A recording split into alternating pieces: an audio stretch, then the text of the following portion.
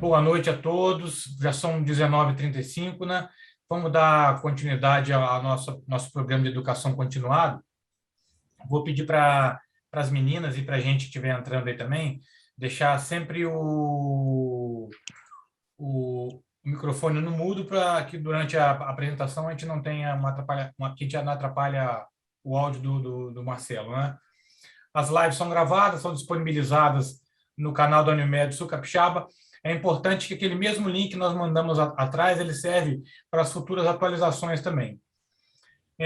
A gente pede sugestão para os cooperados, para mandar sugestão de tema para a gente. A maioria desses temas são temas que foram sugeridos por vocês, e assim, a gente está muito feliz porque acaba o centro de estudos ele serve para tentar ajudar a gente mesmo, né? E assim, as sugestões e a participação que a gente tem tido tem sido muito legal.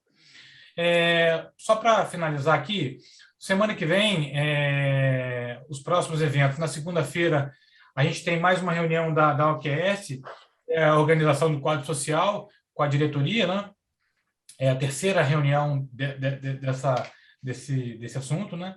Na quarta-feira, a gente vai ter um programa de integração cooperativista e formação de liderança com o tema UTMR e renda variável, com a diretoria e os gestores da área também. E na quinta-feira, nós vamos ter bronquiolite, diretrizes para o diagnóstico e tratamento com a doutora Fabiana Garcia Piovesan Coelho, que é pediatra e cooperada da gente. Hoje nós vamos dar continuidade na segunda parte da aula que o Marcelo Maia tinha começado na semana passada, que é a abordagem inicial do paciente com arritmia, e também com a moderação da nossa amiga cooperada e cardiologista Taina. Taina, a palavra é sua. Boa noite, pessoal. Boa noite, Bruno. Boa noite, Marcelo, mais uma vez. Então, vamos continuar aí, né? Hoje, a segunda parte da aula de abordagem inicial do paciente com arritmia. Foi abordado brilhantemente na primeira aula pelo Marcelo as taquiarritmias, e aí agora a gente vai entrar nas bradiarritmias, não é isso, Marcelo? Boa noite a todos. Marcelo, Isso mesmo. só uma coisinha. A gente faz aquelas perguntinhas antes de você apresentar, aquelas que você mandou para a gente. Desculpa. Não, tudo bem. Posso fazer só uma observação? Na verdade, eu coloquei 3 perguntas, que são perguntas, são possíveis casos clínicos e que as pessoas vão perceber que frequentemente essas pessoas, essas situações, esses pacientes acabam chegando no pronto-socorro. Nenhuma pergunta ambulante, na verdade, é só para a gente tentar ter uma abordagem inicial daquele paciente, direcionar aquele paciente da melhor maneira possível.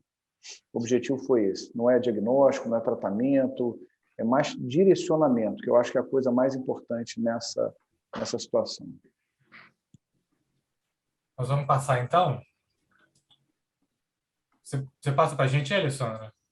Você vai passar os testes, né? Doutor, eu vou iniciar com a apresentação, pergunta 1, e vou dar um tempinho, né, para ler e solto a enquete em seguida. Beleza.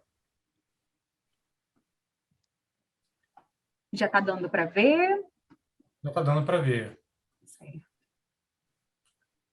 Como as questões são um pouquinho maiores, vamos dar 1 minutinho e meio para cada uma. São 3, né, Marcelo? São 3. Beleza. São rápidas.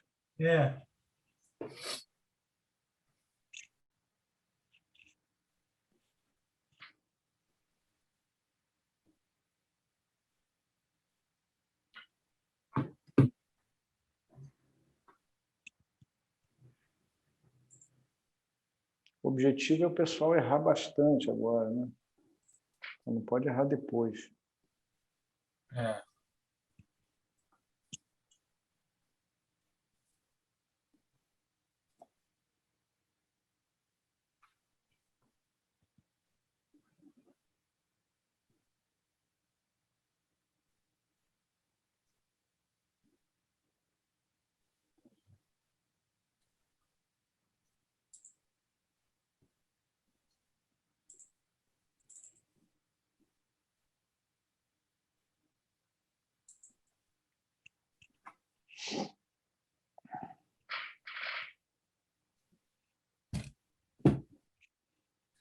Podemos passar para a próxima já? Aí você põe as alternativas, por favor. Vou iniciar agora, doutor. Ah, obrigado.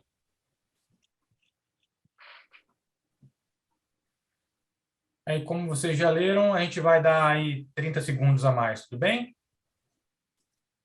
Gente, essas perguntinhas, elas são todas anônimas, ninguém sabe de nada, só vocês é que terão acesso à resposta de cada um. A gente usa isso aí como uma forma de verificar qual está sendo o grau de retenção, né? E assim, a gente tem tido uma resposta muito boa. Praticamente dobra o grau de aprendizado após a palestra, né?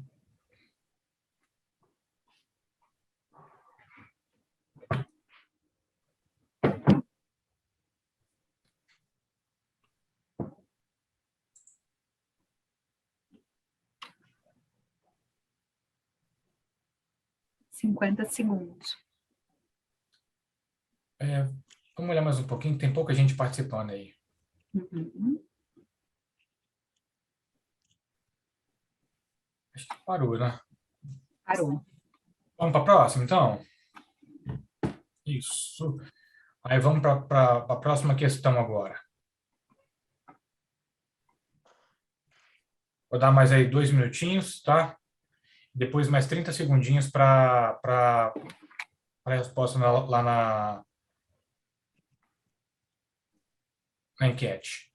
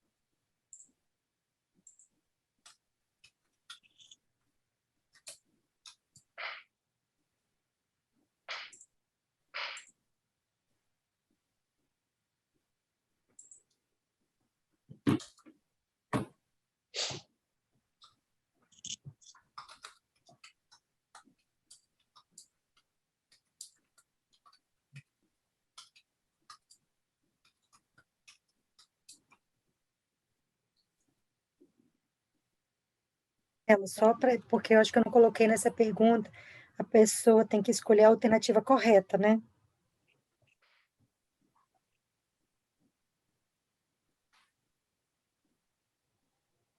Sim.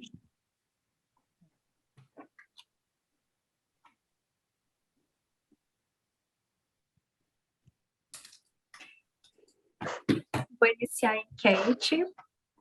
Isso.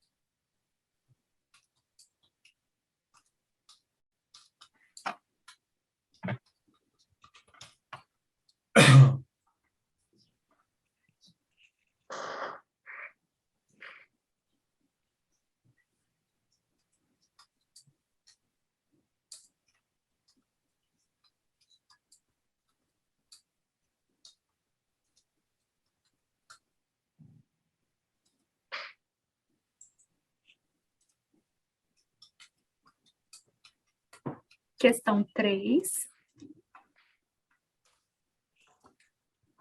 Desculpa. Vamos lá, mais 2 Questão minutinhos. 3, iniciada. Beleza, 2 minutinhos, estou marcando aqui, vamos lá. E aí depois de mais 30 segundinhos para finalizar.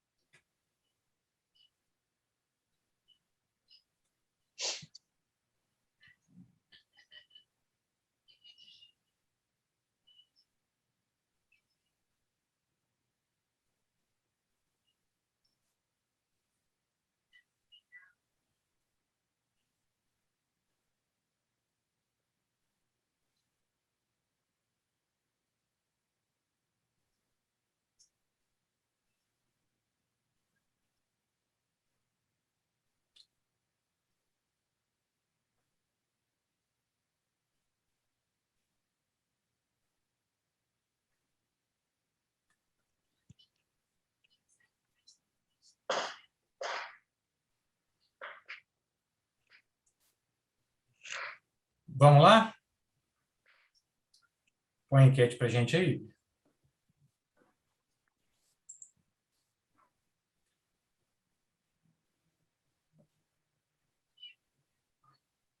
Obrigado, Mariana.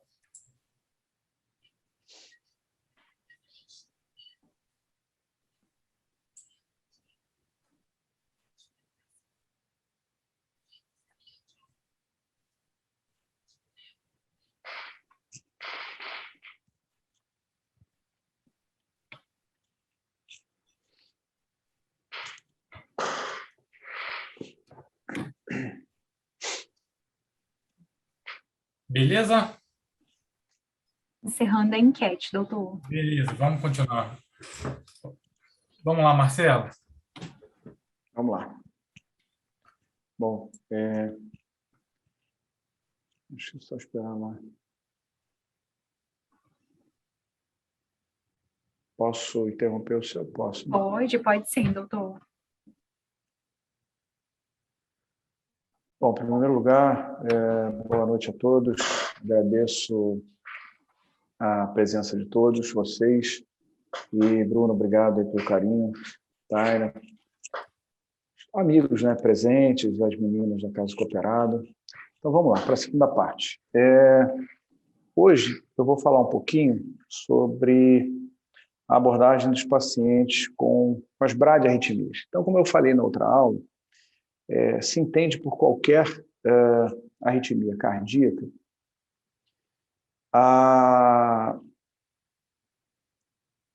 qualquer alteração do ritmo cardíaco, né, que não seja o ritmo sinusal, que não seja o ritmo habitual que nós estejamos acostumados, né? Então, se eu tenho um ritmo diferente taquicárdico, eu chamo de taquiarritmia. Se eu tenho um ritmo diferente bradicárdico, eu chamo de bradiarritmia. E hoje esse é o objetivo da aula. Bom, em relação ao sintoma, né, o paciente que procura o pronto-socorro, ou eventualmente um consultório médico, ele tem sintomas, né, que são sintomas resultantes da diminuição da frequência cardíaca, normalmente, né, e isso acaba diminuindo o débito cardíaco desse paciente. Então, ele se queixa de tontura, né? A história clínica é extremamente importante nesse contexto. E, assim, existem alguns trabalhos na literatura, e não são trabalhos recentes, são trabalhos mais antigos, mas que continuam mostrando isso. Os mais recentes, inclusive, a própria orientação do último guideline de bradiarritmia e de síncope, que a história clínica ela é extremamente importante. Em mais de 50% dos pacientes, você consegue ter uma noção do diagnóstico etiológico pela história, por um exame clínico bem feito. Então, os sintomas são diversos. São pacientes que podem ter tonturas, síncope e pré-síncope, pacientes com sinais de diminuição de débito cardíaco, diminuição de performance ventricular, seja direita ou esquerda. Então, pacientes com edema periférico, pacientes com baixo débito cerebral, pacientes com sintomas de insuficiência cardíaca congestiva e, eventualmente, aqueles pacientes que têm um evento súbito, né? São pacientes que podem evoluir para a morte súbita também e que esses fatalmente não vão chegar às nossas emergências. Bom, enfim. O que eu queria, antes de começar a falar especificamente das bradiarritmias, é falar 2, 3 slides a respeito de uma entidade chamada síncope, né? E a síncope ela é caracterizada, ela é definida, né, pela perda transitória da consciência, associada à perda do tônus postural e com recuperação espontânea. Então, acredito, eu já não trabalho em pronto-socorro há muito tempo, mas acredito que vocês vejam, se deparem com isso a todo momento, né? Pacientes que, em suas casas, em seus trabalhos, no dia a dia, perdem a consciência de maneira súbita, perdem o tônus postural, ou seja, o que a gente vulgarmente chama de desmaio, recuperam espontaneamente, normalmente são recuperações rápidas, quando se fala de síncope, e vão ao hospital. E aí, qual o grande problema desses pacientes? É que esses pacientes eles são avaliados pelo médico do pronto-socorro E a tendência é que esses pacientes sejam liberados. Por quê? Naquele momento, eles estão assintomáticos, são pacientes que têm usualmente um exame físico normal ou com alterações que não justificam uma perda de consciência. Tá? São pacientes que apresentam exames laboratoriais, eventualmente eletrocardiogramas, que podem, na maioria das vezes, serem normais também. Então, são pacientes que usualmente são dispensados do pronto-socorro e encaminhados para os consultórios dos seus médicos ou encaminhados para procurarem um médico especialista em alguma coisa. E não se espantem vocês que esses pacientes, normalmente, eles são encaminhados ao consultório do neurologista, quando, na verdade, é uma entidade clínica que deve ser investigada inicialmente pelo cardiologista. Eles acabam chegando nos cardiologistas porque os neuros entendem isso, felizmente, fazem avaliação neurológica e depois encaminham aos cardiologistas. Então, existe uma colocação que eu acho muito interessante, é que a diferença da síncope para a morte súbita cardíaca é que a síncope, o paciente ele pode, quer dizer, o paciente pode não, o paciente que teve uma síncope, ele tem recuperação espontânea, então ele volta. Essa é a única diferença. A manifestação da síncope é a mesma, ou seja, a perda de consciência. Houve, naquele momento, a interrupção do fluxo sanguíneo cerebral por algum motivo, que não se sabe qual. Pode ser um motivo benigno, como uma hipotensão postural, pode ser um motivo maligno, como uma fibrilação ventricular. E como é que a gente vai diferenciar esse tipo de paciente? Qual paciente representa um risco maior? Qual paciente representa um risco menor? Que paciente eu tenho tranquilidade para dar alta? Que paciente que obrigatoriamente eu tenho que internar? Tá? Então, a gente vai considerar internar esse paciente, e isso, só um comentário à parte, que normalmente esses pacientes, eles também, mesmo com a indicação médica, eles têm dificuldade de entender que eles precisam ficar internados, porque eles estão assintomáticos, eles têm um exame físico normal, eles perguntam se o eletro deu alguma coisa, e normalmente o eletro é normal, e eles têm dificuldade em aceitar que eles sejam internados. Então, eu considero como uma estratégia pertinente a internação desses pacientes que foram vítimas de um episódio psicopal, quando eles têm algum tipo de cardiopatia estrutural. E isso a gente consegue definir na história clínica, ou seja, se são pacientes que tiveram, já tem alguma doença, se tem alguma dilatação cardíaca, se tem um infarto prévio, se tem alguma má formação congênita, enfim. Então, isso é importante a gente ter na história clínica. Uma outra situação é se esses pacientes eles têm um histórico de morte súbita familiar, tá? Principalmente naqueles pacientes com história de morte súbita precoce familiar. E isso é uma coisa que, naturalmente, as famílias sabem responder, porque normalmente são eventos catastróficos. Quer dizer, se você teve um primo falecido aos 17 anos, que estava jogando futebol, e que seguramente ele não teve um infarto, ele teve uma morte súbita por alguma outra coisa, isso fica fácil de avaliar na história clínica. Uma outra situação é se esses pacientes eles têm ou fazem uso de droga antiarrítmica. Se eles têm algum tipo já de arritmia, eles fazem algum tipo de droga antiarrítmica. Por alguns motivos. Um deles é uma bradiarritmia, a gente vai falar daqui a pouco, secundária ao uso de droga. Né? Lembrar que todas as drogas elas têm um efeito cronotrópico negativo. Né? Todas as drogas utilizadas para arritmia, ou pelo menos a grande maioria delas. E uma outra coisa que é extremamente importante são pacientes que usam medicações antiarrítmicas, né? Principalmente as medicações de classe 1 e classe 3, que a gente conhece mais Ancoron, Sotalol, Ritmonorm, Propafenona, Tuntar. São medicações que podem causar uma coisa no eletrocardiograma que a gente chama de QT-long, né? Ou pacientes que tenham QT-long podem piorar, aumentar o intervalo QT, e são pacientes que são mais predispostos a terem arritmias malignas. Uma outra situação é o idoso. Né? O idoso, né, melhor do que muita gente que trabalha com idoso, talvez a grande maioria dos colegas que aqui estão, são pacientes que têm muitas comorbidades, né? E são pacientes que naturalmente são mais frágeis e têm um risco cardiovascular maior. Então, são pacientes que seria seguro que esses pacientes fossem investigados, internados. Né? Pacientes portadores de marca-passo, né?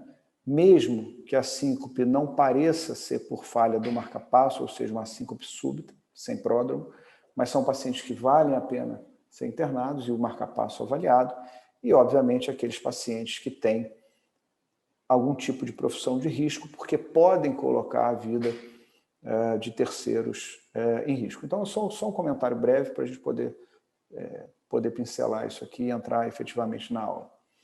Uma situação muito comum no nosso consultório, no pronto-socorro, é o que a gente chama de hipersensibilidade do seio carotídeo. Né? Isso, na verdade, não é uma bradiarritmia específica, uma lesão específica do sistema de condução cardíaco, mas o sistema de condução cardíaco acaba sendo uma vítima de uma hiperfunção do sistema nervoso parasimpático. Né? E a hipersensibilidade, usualmente, ela é causada, o paciente ele tem perda de consciência, a gente vai ver daqui a pouco, seja por diminuição da frequência cardíaca, ou seja, uma hipersensibilidade do tipo cardioinibitória, seja por uma queda da pressão arterial sistólica, ou seja, uma hipersensibilidade vasodepressora. Normalmente, esses pacientes eles são mais idosos, mas a gente vê pacientes mais jovens também podendo ter isso, mas usualmente são pacientes mais idosos.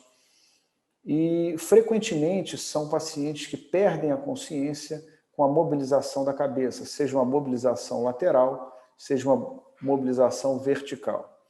E a gente tem que estar atento também a algumas situações, como o apertar da camisa, o fazer a barba, né? Situações em que você precise, de alguma maneira, ter algum tipo de contato, algum tipo de atrito com a região do bulbo carotídeo, uma região extremamente inervada pelo sistema nervoso parasimpático e que é uma resposta natural de todos nós termos, pela manipulação do seio carotídeo, uma bradiarritmia secundária a isso. Então, normalmente, nós temos o quê? Um alentecimento da frequência cardíaca ou pausas, que não são clinicamente pausas significativas, ou pelo menos que não deveriam gerar sintomas. O problema é que com o envelhecimento e com o enrijecimento dessa estrutura, frequentemente existe uma hiperfunção do parasimpático, e esses pacientes, eles normalmente têm pausas muito grandes ou têm quedas muito grandes da pressão arterial. O diagnóstico é super fácil, quer dizer, você vai palpar a região do bulbo carotídeo, aqui abaixo do ângulo da mandíbula, fazer uma compressão de 5 a 10 segundos e observar a resposta à compressão carotídea. Como eu falei na outra aula, é importante que não se faça o carinho da região carotídea, né? Que se realmente comprima a região do bulbo carotídeo.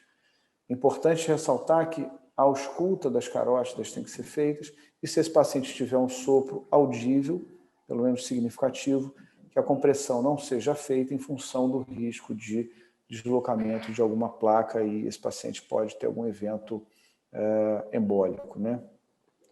E aí a gente tem dois tipos de resposta, né? Que é a resposta cardioinibitória, ou seja, o paciente, a partir do início da massagem, ele apresenta pausas superiores a 3 segundos, né? Frequentemente associadas a sintomas, ou ele tem uma queda da pressão arterial sistólica acima de 50 milímetros de mercúrio. Essa resposta ela pode ser mista, tá? Combinar as duas respostas. Então, a compressão é feita na região do bulbo carotídeo, uma compressão inicialmente de um lado, né, direito ou esquerdo, e o lado subsequente posteriormente. É um diagnóstico super simples de fazer, basta que você tenha um eletrocardiograma conectado ao paciente, que você meça a pressão do paciente imediatamente após a compressão do seio carotídeo, durante a apresentação do sintoma, se esse paciente tiver algum tipo de sintoma.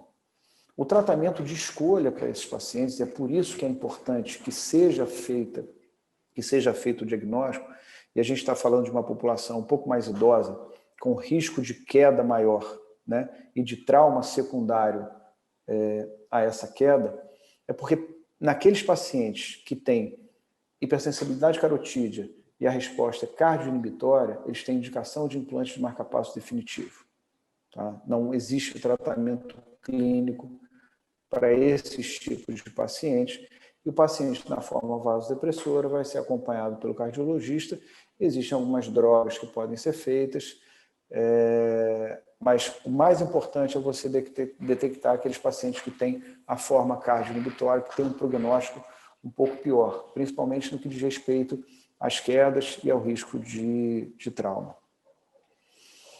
Aqui a gente vê, né, um eletro na derivação D2 longo, que a gente vê um ritmo sinusal, ou seja, eu tenho uma onda P precedida, que precede um complexo QRS, então eu vejo e positiva na parede inferior, ou seja, na derivação D2. Então eu vejo um ritmo sinusal, uma condução atrioventricular 1:1, ou seja, eu tenho uma onda P para cada QRS, então é um ciclo cardíaco que se faz, e eu começo a massagem, né, a compressão do seu carotídeo, e esse paciente faz uma pausa superior a 3 segundos, e eu acredito que esse paciente tenha tido algum tipo de sintoma. Eu não conheço esse paciente, isso é só um exemplo, e se isso acontecer, esse paciente tem indicação de marcapasso definitivo. Então, apesar de não ser uma condição muito relacionada com o pronto-socorro em si, ou seja, esse paciente ele pode ter tido uma síncope em casa, por esse motivo, e chegar ao pronto-socorro já assintomático. Então, isso entra naquela questão do diagnóstico diferencial, um diagnóstico super simples, que não precisa de cardiologista para fazer, basta que você pense nessa entidade e que você lembre que é uma população mais idosa, que está mais suscetível a isso. Tá bom? Muito bem.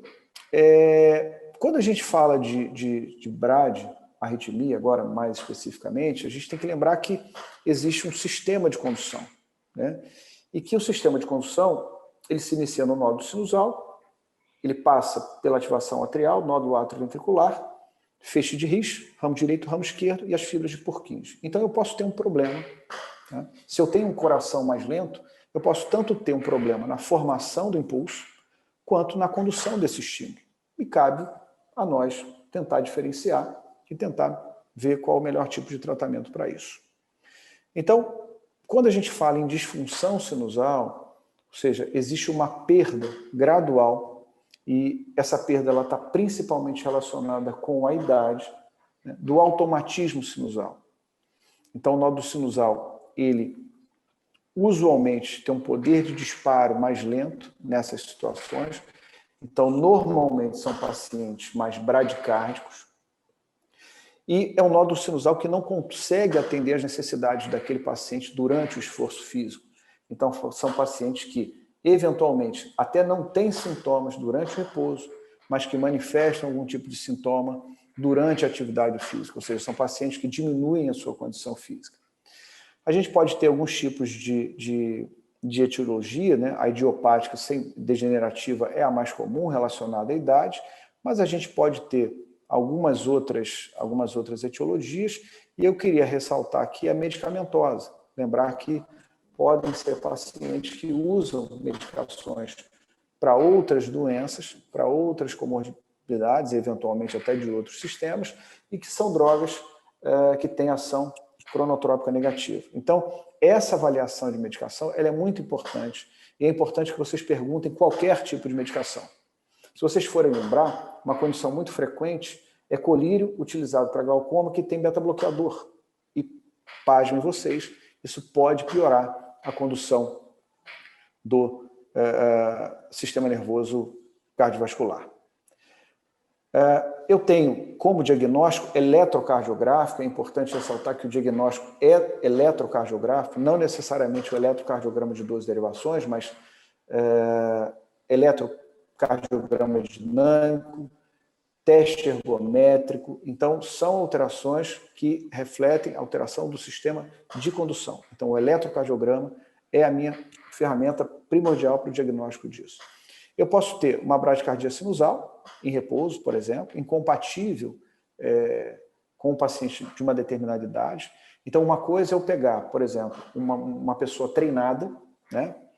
O Biratã, cardiologista lá de Castelo, corre, tem um ritmo de atividade intenso. O Biratã, eu já peguei o Biratã no hospital com frequência cardíaca de 45.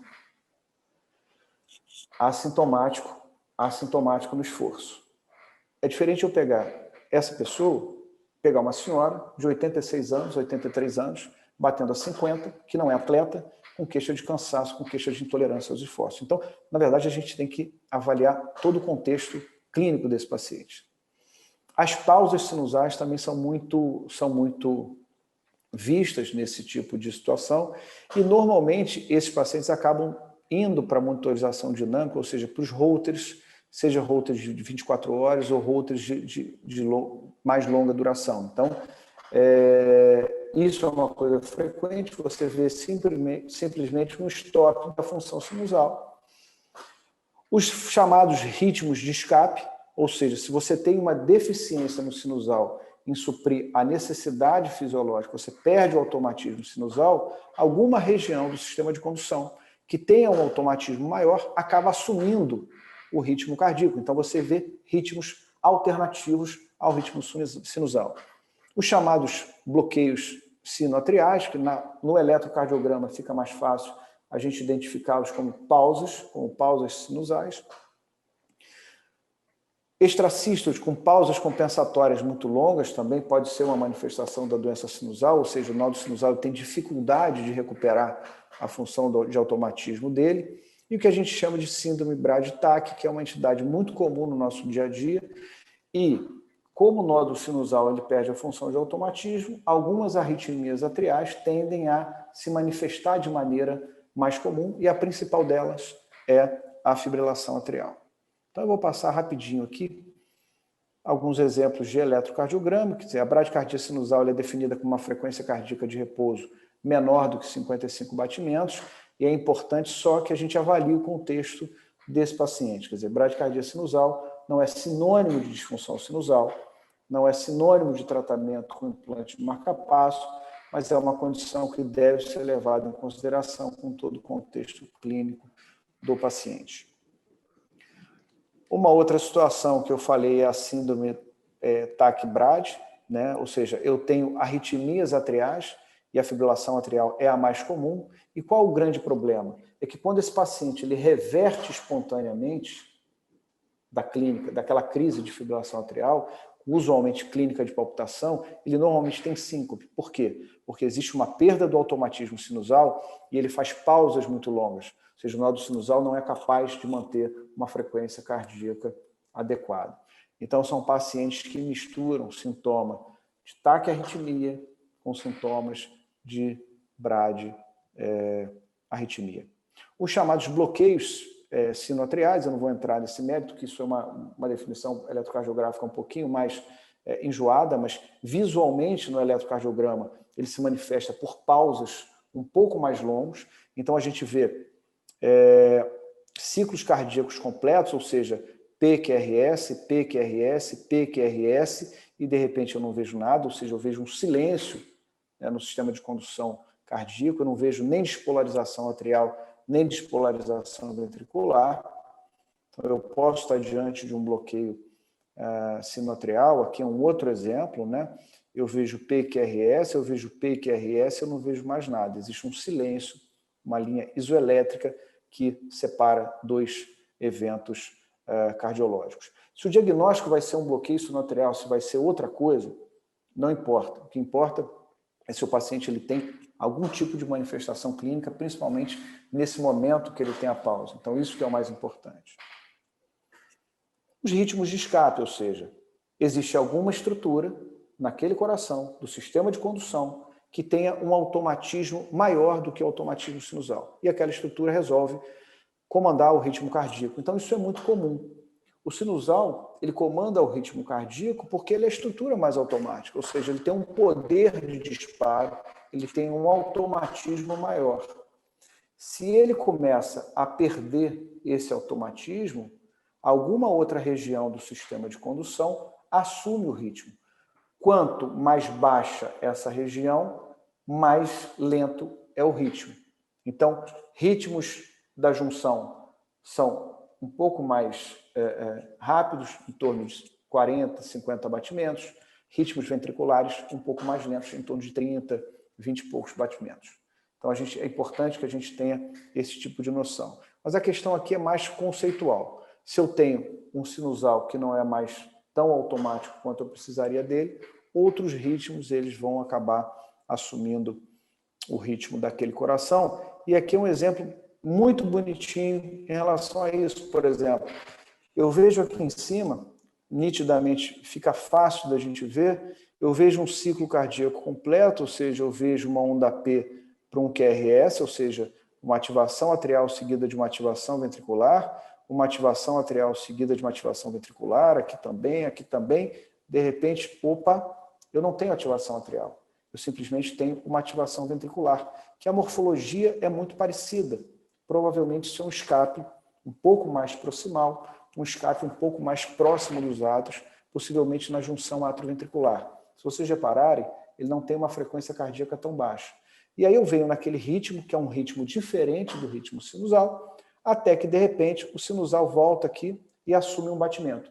Então, olhem vocês quanto tempo que o sinusal demorou para se recuperar e assumir um outro batimento. E aí ele já fadiga, e aí entra aquele ritmo do escape, ou seja, do marcapasso secundário, né? Então, isso é disfunção sinusal, não tem outro nome, e o tratamento para isso é marcapasso definitivo. O diagnóstico é um diagnóstico feito pelo eletrocardiograma, nosso bom e velho eletrocardiograma.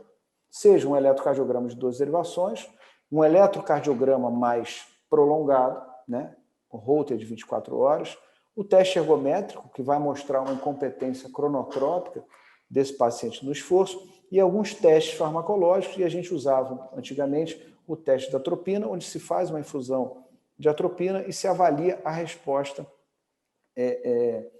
desse tipo de paciente. Hoje em dia, o teste da atropina ele fica um pouco mais complicado, principalmente naqueles pacientes que têm um escape mais baixo, em que eu posso piorar esse bloqueio, e eu acho que num contexto de pronto-socorro não vale muito a pena fazer. Mas é importante que a gente faça o diagnóstico ele é eletrocardiográfico. Tratamento naqueles pacientes sintomáticos, né? Nem todo paciente que tem disfunção sinusal ele tem sintoma, e eventualmente esses pacientes eles podem ser acompanhados. É importante que se tenha essa avaliação, ou seja, se são pacientes que não têm sintomas, se são pacientes que estão se privando de fazer as suas atividades. E é impressionante, no primeiro momento você indica o marcapasso definitivo, eles ficam transtornados, e aí depois eles veem o quanto que eles melhoram em relação à qualidade de vida, né? Obviamente, se eu tenho algum tipo de situação extrínseca que me permita ser tratada para que eu melhore o automatismo sinusal, eu vou fazer antes de indicar o marcapasso. Se eu tenho uma droga que eu posso tirar, beleza, vamos tirar o remédio, vamos ver como é que esse paciente fez. Se esse paciente tem alguma condição clínica, como hipotireoidismo, por exemplo, e eu consigo tratar e ele melhora, ótimo, esse paciente não vai precisar de marcapasso. Mas, se essas causas não puderem ser removíveis, ou se esse paciente ele precisar tomar droga antiarrítmica, aí ele tem que botar marcapasso para poder ser tratado de forma adequada. Isso aqui que é a parte mais complicada do pronto-socorro, que são os bloqueios atrioventriculares, tá? E isso já mostra uma alteração no sistema de condução um pouco mais distal, ou seja, na junção atrioventricular. Seja um pouco mais proximal a nível do nódulo atrioventricular, seja um pouquinho mais distal a nível do feixe de His. Ah, Marcelo, mas como é que eu vou saber que tipo de bloqueio ou que tipo de localização é isso? Isso é fácil. Lembrem vocês que quando a gente tem alguma coisa que acontece do feixe de His para cima, a ativação ventricular ela ainda se faz pelo sistema de condução. Então, eu tenho um QRS estreito. Se a ativação ela se faz do feixe de His para baixo, ela demora mais, porque ela se faz ou pelos ramos ou pela parte muscular, ou parcialmente pela parte muscular, pelo músculo cardíaco. Então, é uma ativação que se faz célula a célula. Então, os QRS são largos. Quanto mais estreito o meu batimento, mais alto ele é. Quanto mais largo, mais baixo ele é. O que é importante? Eu entender que um bloqueio atrioventricular, principalmente os bloqueios de segundo e terceiro graus, que tenham QRS largos, são bloqueios mais distais, ou seja, eles demonstram uma doença mais distal, uma doença mais complexa.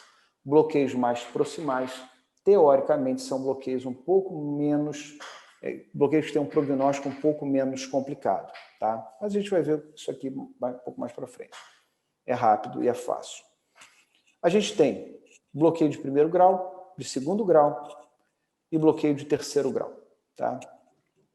O bloqueio de primeiro grau é aquele bloqueio em que todo o estímulo ele passa do átrio para o ventrículo. A única coisa é que ele demora um pouco mais para passar. No bloqueio de segundo grau, obrigatoriamente tenho que ter alguma atividade atrial bloqueada, ou seja, nem todo estímulo que ativa os átrios passa para os ventrículos. E o bloqueio de terceiro grau, ou bloqueio atrioventricular total, existe uma dissociação completa entre a atividade atrial e a atividade ventricular. Tá? Então, vamos ver o que é isso. O bloqueio de primeiro grau é um bloqueio, como eu disse para vocês, que toda ativação atrial chega e ativa o ventrículo depois. Então, eu tenho ciclos cardíacos completos. A única diferença é que ele demora mais para passar. Então, o intervalo PR, que é aquele intervalo entre o começo da onda P e o início do QRS, ele tem que ser até 200 milissegundos, ou seja, 5 quadradinhos pequenininhos ou um quadrado maior. Então, 5 pequenininhos ou um quadrado maior. Se eu tenho mais do que isso, eu tenho um bloqueio atrioventricular de primeiro grau. Muito bem, se eu tenho no bloqueio atrioventricular de segundo grau, obrigatoriamente alguma atividade atrial não vai passar para os ventrículos. Então eu tenho sempre alguma atividade atrial bloqueada. Muito bem. No bloqueio tipo 1, segundo grau tipo 1, eu vou tendo uma piora progressiva da condução atrioventricular. Então, aquele meu intervalo entre o início da onda P e o início do QRS, ele vai aumentando, piorando progressivamente, até que aquele nódulo fadiga e uma onda P não consegue passar. Então, eu tenho uma piora progressiva do meu intervalo atrioventricular, que é isso aqui. Eu conduzo um com 160, eu conduzo um com 260, eu conduzo um com 320 e esse aqui eu não conduzo. Então, existe uma piora progressiva da condução atrioventricular. Tá? Tem uma eletrofisiologista no Rio de Janeiro, chamada Silvia, que ela exemplifica da seguinte maneira. Isso aqui é aquela namorada que você tem na sua fase de adolescência e que ela é ótima, a família dela é ótima, e que você não tem coragem de terminar. E aí você vai chegando cada vez mais tarde na casa dela, até que um dia você não vai mais, mas você não tem coragem, você não tem peito suficiente para dizer que o namoro não dá mais, porque é todo um contexto difícil de ser resolvido. Então, é mais ou menos isso, né? Existe uma piora progressiva da condução atrioventricular, até que uma determinada ativação atrial não vai.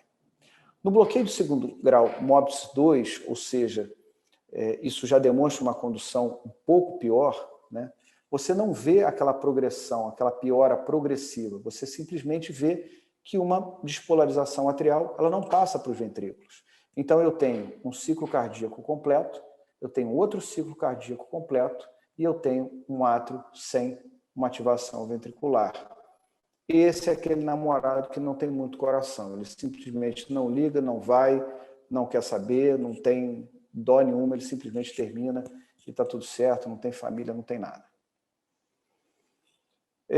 Algumas manifestações do bloqueio de segundo grau, elas acontecem e o que classicamente a gente chama de bloqueio atrioventricular 2:1, mas normalmente o bloqueio atrioventricular 2:1, não sei se todos vocês sabem, eles na verdade significam uma piora, seja de um bloqueio de Móbitus 1, seja de um bloqueio Móbitus 2. Ah, mas como é que eu vou ver isso no eletro? Só se eu tiver os eletros retrospectivos. Senão, o que eu vou ver simplesmente é uma onda P que conduz, ou seja, eu tenho um ciclo cardíaco completo, uma onda P, um QRS, uma onda P que não conduz, eu não tenho ativação ventricular. Uma que conduz, uma que não conduz. Então, o 2:1 é isso, eu tenho duas atividades atriais para uma atividade ventricular. Isso comparado ao bloqueio de primeiro grau, ou ao bloqueio de segundo grau tipo 1, tem um prognóstico pior. Então, é importante que esse paciente ele seja avaliado com um pouco mais de carinho do que os pacientes anteriores, principalmente o de primeiro grau e o de segundo grau Móbitus 2, perdão, Móbitus 1. O chamado bloqueio atrioventricular avançado, que é quando eu tenho várias ondas P bloqueadas, ou seja, eu tenho mais de uma bloqueada. Então, eu tenho um ciclo cardíaco que se faz normalmente, ou seja, uma ativação atrial para um complexo QRS, eu vejo uma ativação atrial sem QRS, eu vejo uma outra ativação atrial sem QRS, eu vejo uma ativação atrial com QRS. Então, eu tenho mais de uma atividade atrial bloqueada. Isso também demonstra um distúrbio grave da condução atrioventricular. Mas sempre a gente tem que avaliar isso no contexto clínico do paciente. E o bloqueio atrioventricular completo é aquele que não existe uma associação entre a atividade atrial e a atividade ventricular, ou seja, os átrios funcionam de forma independente dos ventrículos. Tá? Então, existe uma dissociação completa entre as ondas P e os complexos QRS. Eu tenho dois exemplos. Um bloqueio atrioventricular com complexo QRS estreito, ou seja, um QRS menor ou igual a 0,12, ou seja, 3 quadradinhos pequenininhos, e eu tenho um bloqueio atrioventricular completo com QRS largo, ou seja, um QRS com mais de 3 quadradinhos pequenininhos. E aí a gente nota que, se eu for medir os ciclos entre as ondas P, são ciclos regulares, os ciclos entre os QRS também são regulares, mas não existe nenhuma conexão entre a atividade atrial e a atividade ventricular. Ah, mas por que eu coloquei dois exemplos, um com QRS estreito e um com QRS largo? Porque o bloqueio atrioventricular, em que o escape, ou seja, a atividade ventricular, ela se faz de uma forma mais lenta, são bloqueios mais baixos e bloqueios que têm um prognóstico pior. Tá? Aqueles bloqueios atrioventriculares que têm um QRS estreito, mesmo que sejam bloqueios de terceiro grau, eles, a princípio, são mais proximais. Eles não têm um prognóstico tão ruim, mas são pacientes que merecem toda uma atenção. Mas se eu tiver que me estressar com algum no pronto-socorro, obviamente eu vou me estressar com esse aqui primeiro. O tratamento do bloqueio atrioventricular é simples. Primeiro, eu tirar toda a causa externa que aqueles pacientes eles possam vir a ter.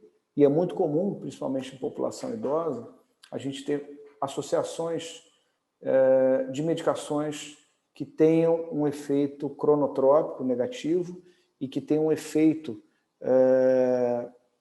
negativo também na condução atrioventricular. Então, eu posso tanto mexer na frequência cardíaca, quando eu posso mexer na condução atrioventricular. Então, é importante que, antes de qualquer decisão em relação ao tratamento desses pacientes,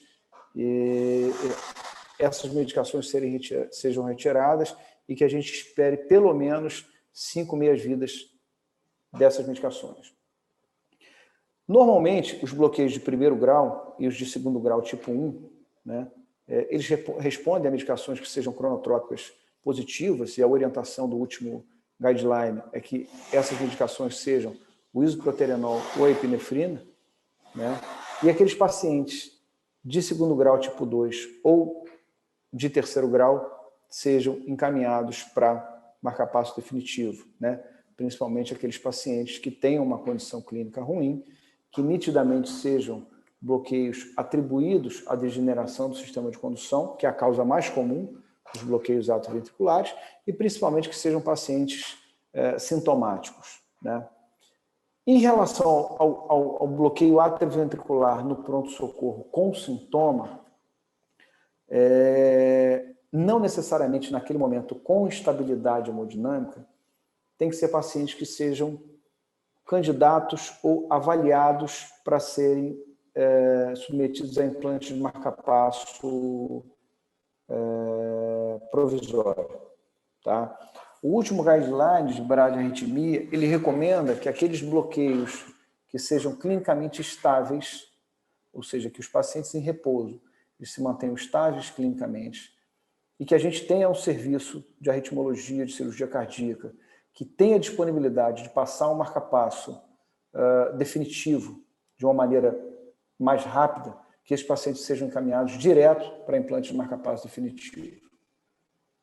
Até porque algumas complicações referentes ao implante de marcapasso percutâneo são evitadas nessa situação. Naqueles pacientes com estabilidade hemodinâmica, o marcapasso provisório é mandatório até que se defina o que fazer com esses pacientes. Mas é importante só ficar na cabeça de vocês que o marcapasso provisório é para ser usado por um curto período de tempo. Tá? Então, esse é o conceito que eu queria passar para vocês. Vale lembrar que, acredito eu que no pronto-socorro tenha, né, obviamente, nas unidades de terapia intensiva também tem, os marcapassos percutâneos, né, que são aqueles marcapassos onde nós temos aquelas placas que são coladas no tórax do paciente. Ele tem a função tanto de marcapasso quanto de desfibrilação externa. Isso é o tipo de estimulação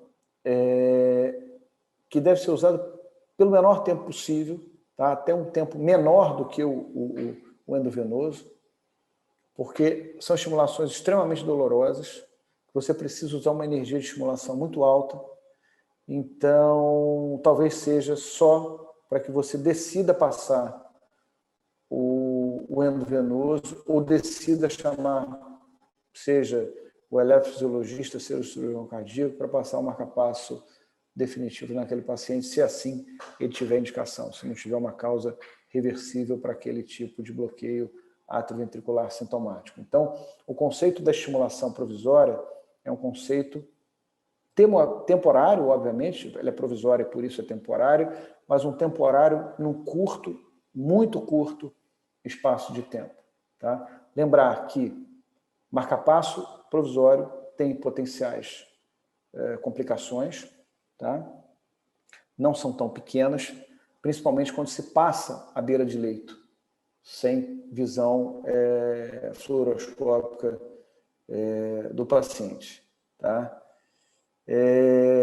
Vocês já estão familiarizados com isso. Aqui a gente tem uma figura de um marcapasso transtorácico, né, onde a estimulação cardíaca ela se faz por essas pás adesivas. Usualmente é colocada uma pá aqui na parte inferior da clavícula direita e uma pá no ápex cardíaco, mas, como eu falei, são estimulações extremamente dolorosas que precisam de energias muito, muito altas, né?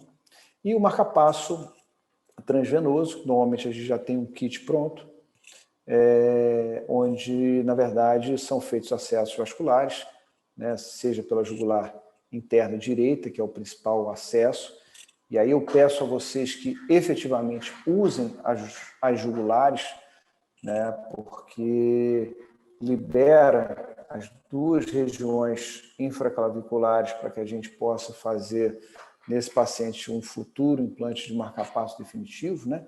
Lembrar que a loja do marcapasso definitivo ela fica aqui na região infraclavicular, na topografia do sulco deltopeitoral, seja direito ou esquerdo, vai depender da preferência do cirurgião.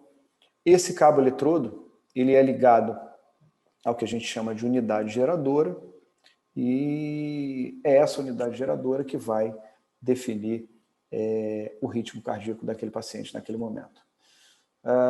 Você pode fazer testes à beira de leito, tanto de sensibilidade quanto do limiar de estimulação. Tá? Isso no marca-passo definitivo é mais importante, né? No marca-passo provisório, o limiar de estimulação ele não é tão importante assim, porque na verdade o que você vai economizar é uma bateria de 9 volts, que é trocada, facilmente trocada. Então, apesar de você usualmente fazer o teste de limiar de estimulação, ou seja, a menor energia com que esse paciente ele consegue ser estimulado, você deixa uma margem de segurança aí de 2 vezes, 3 vezes mais, mas se você quiser, por segurança, e essa estimulação não estiver trazendo nenhum sintoma adverso para esse tipo de paciente, você acaba deixando a energia máxima e está tudo certo. Passar por visão fluoroscópica, sem dúvida, é muito mais fácil, tá? Mas uma outra coisa que a gente não deve deixar de lembrar é que esses marca-passos eles podem ser passados utilizando o eletrocardiograma ou utilizando o monitor à beira do leito.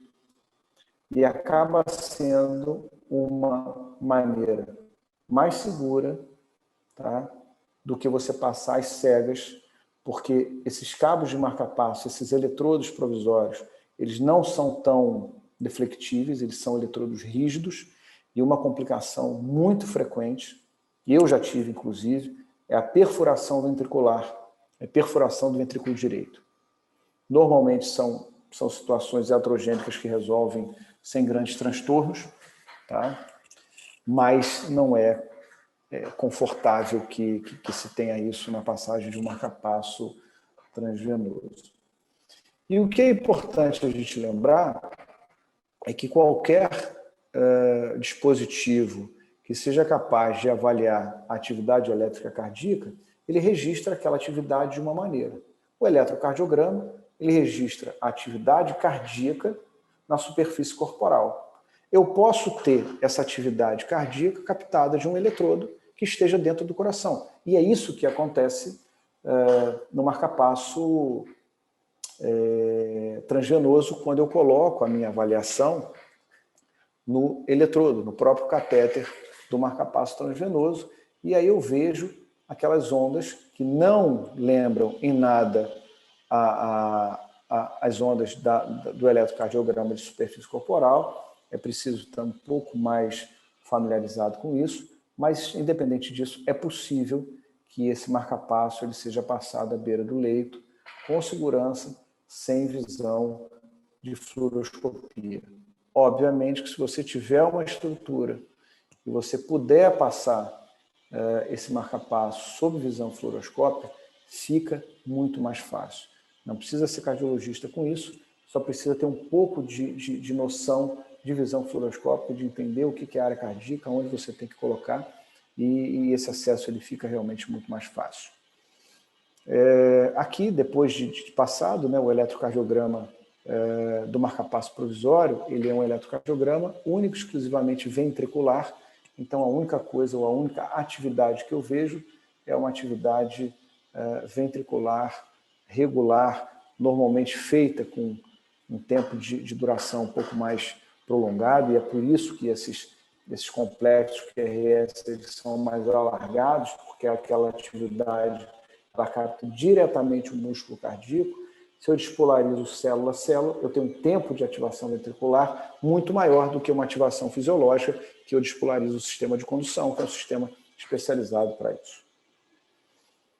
Era isso, acho que foi um pouquinho mais rápido do que a outra. Estou à disposição para alguma dúvida.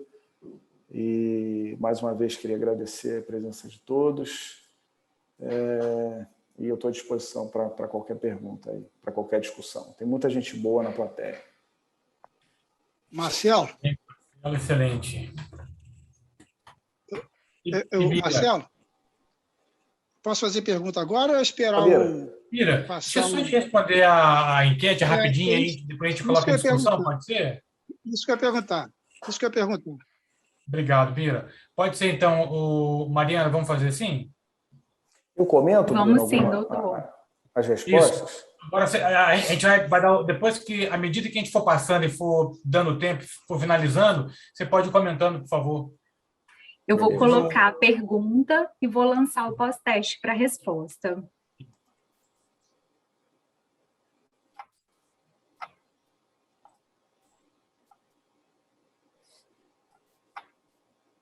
Só um momentinho que já está aí.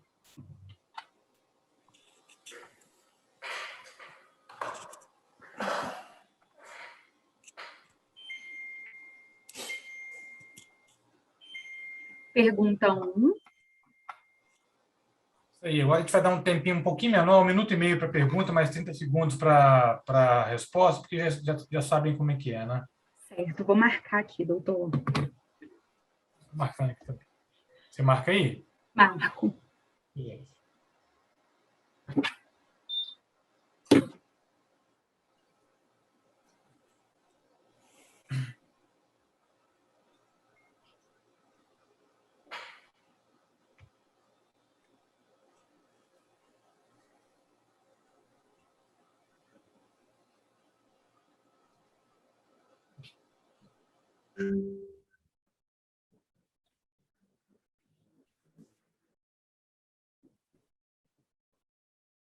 Mariana, 1 minuto e meio para a questão e 30 segundos para Para enquete, para pós-teste. Correto.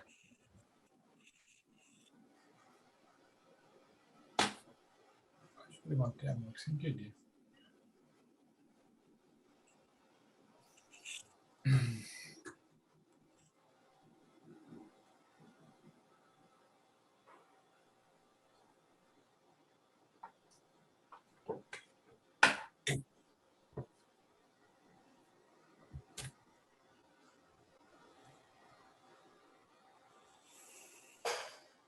Vou iniciar o pós-teste.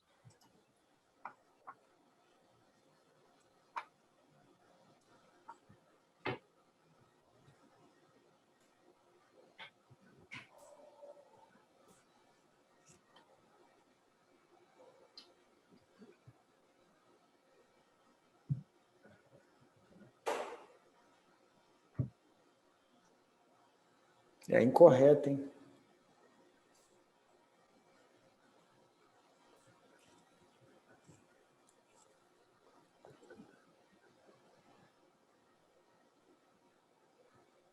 Segundos, vou encerrar e passar para a questão 2.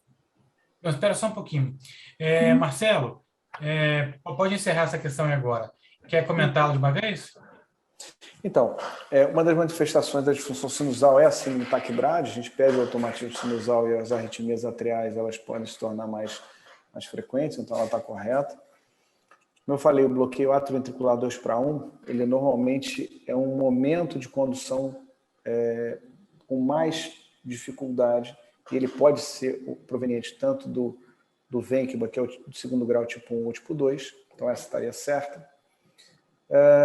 A errada, na verdade, é a letra E, que é quando eu tenho hipersensibilidade do seio carotídeo, eu tenho síncope, e esses pacientes eles têm a síncope pela forma vasodepressora, ou seja, a síncope acontece por uma queda na pressão sistólica acima de 50 milímetros de mercúrio, e aí realmente a estimulação cardíaca ela não atua nisso e basicamente é tratamento clínico.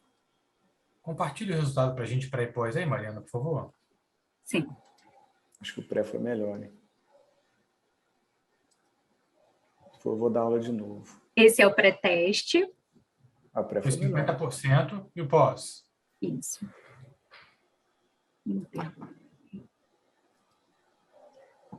Pós-teste. Foi o pré. Esse Pós, foi o pós. Caiu. Eu vou te falar por que é isso. Eu acho que é a letra B. Letra B confundiu o pessoal. Enfim, é isso aí, ó. E também é uma coisa assim, é uma coisa também mais específica da cardiologia, né? Acho que talvez tenha sido uma infelicidade colocar essa letra B. Vamos para a próxima? Vamos. Projeta a próxima questão. Questão 2. 1 minuto e meio, tá? Correto. Verdade, Bruno, eu coloquei essas questões até para... Acho que são situações que as pessoas podem se deparar clinicamente com esse tipo de situação no pronto-socorro, entendeu?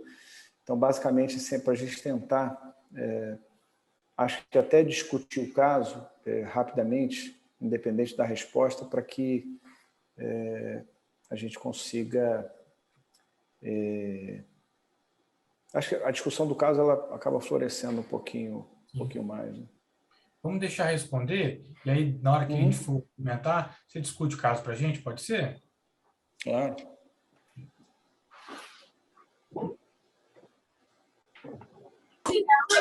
Ai, meu pai.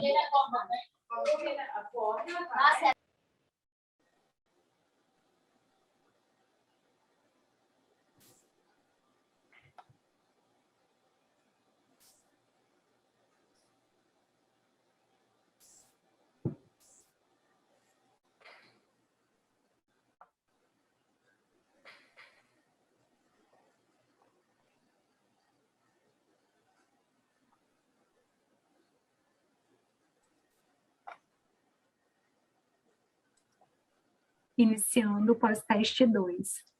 Uhum.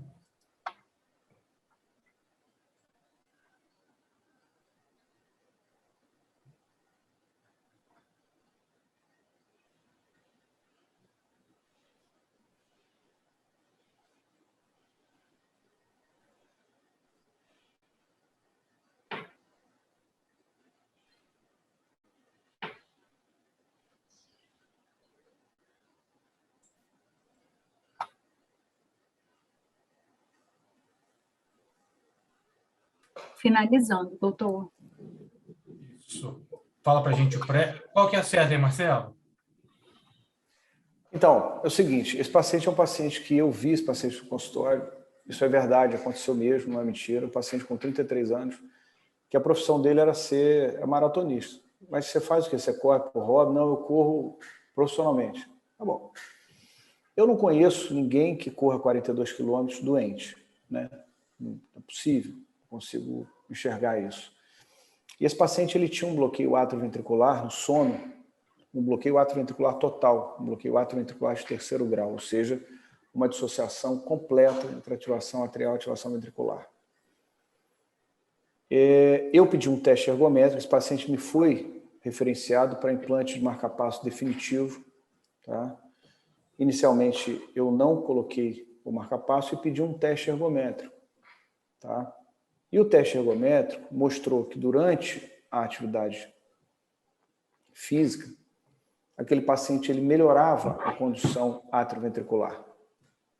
Tá? Foi por isso que eu falei na aula que o contexto ele deve ser avaliado. Então, se ele melhora a condução atrioventricular durante o teste, ou seja, quando eu tenho um tônus adrenérgico maior, um tônus simpático maior, significa que ele não tem uma lesão mecânica do nódulo atrioventricular, não tem uma lesão estabelecida. Ele tem isso relacionado ao sono por uma hiperatividade vagal, ou seja, uma hiperatividade parasimpática. E isso é muito comum nos pacientes vagotônicos, nos pacientes muito bem treinados. É por isso que são indivíduos muito bradicárdicos e que, eventualmente, fazem esses bloqueios atrioventriculares, né, com predomínio maior nesses momentos de vagotomia, ou seja, pós-alimentação ou durante o sono, mas que isso é reflexo de uma hiperatividade parasimpática. Então, esse paciente ele não precisa botar marca-passo. A correta é a letra... Letra D de dado. D de dado. Vamos lá, pré e pós? O pré-teste foi melhor que eu vi a resposta. Pré-teste.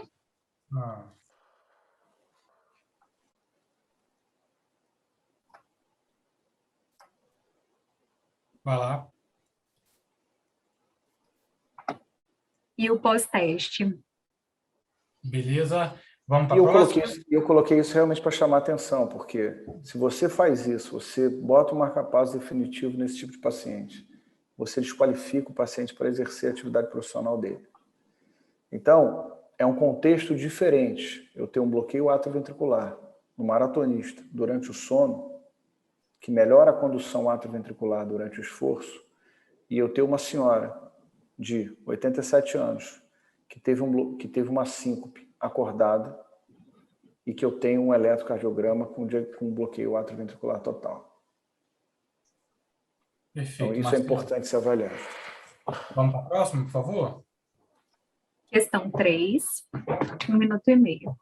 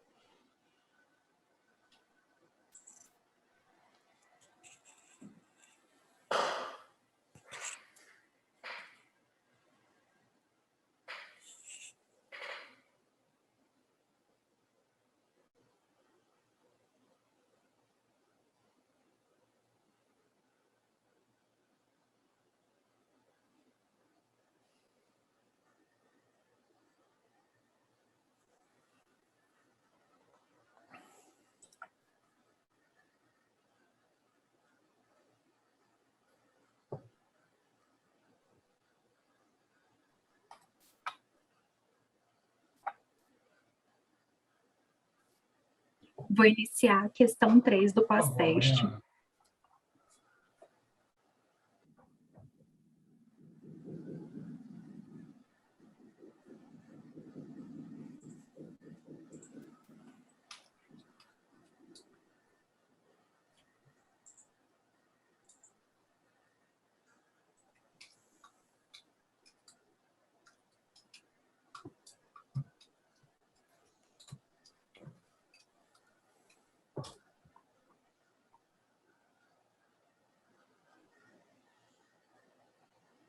Encerrando o pós-teste 3.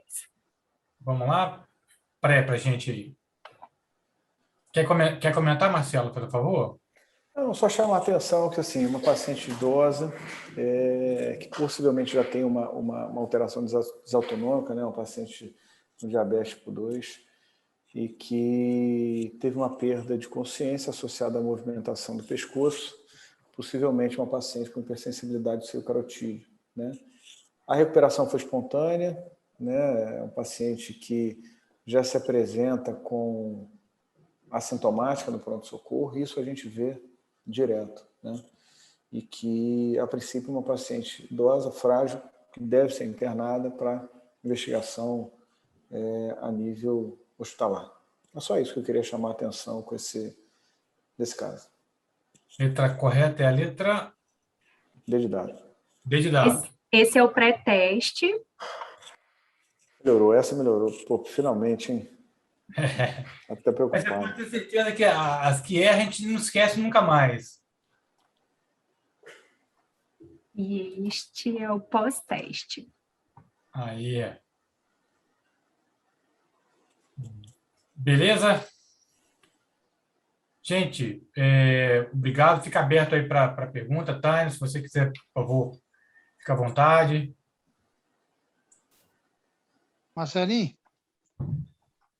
Marcelo? Fala, Bira. Primeiramente, cumprimentar você pela excelente aula, tá? Como sempre, né? Isso aí é regra sua. Eu queria te fazer uma pergunta. Na síndrome do seio carotídeo, cardioinibitória, você costuma fazer associado ao tilt test? Então, Bira, se o paciente tem uma sintomatologia muito